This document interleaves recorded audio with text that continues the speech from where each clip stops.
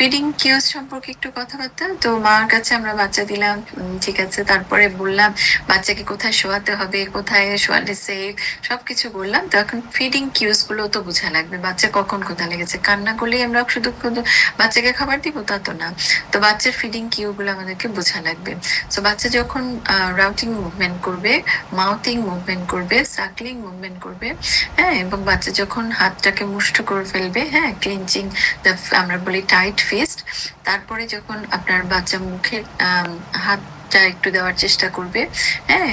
তখন এই কয়টা স্টেজ গুলো হচ্ছে আপনার একদম টিপিক্যাল সাইন যে বাচ্চার ক্ষুধা লেগেছে।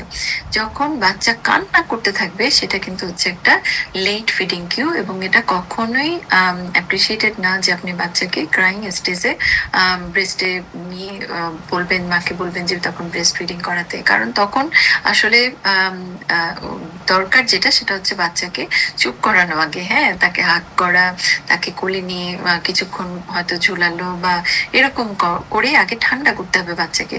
তখন যদি বাচ্চাকে ব্রেস্টে দেয়, বাচ্চার আসলে ব্রেস্ট রিফিউজাল তৈরি হয়, হ্যাঁ? এটা কিন্তু একটা জানার বিষয়।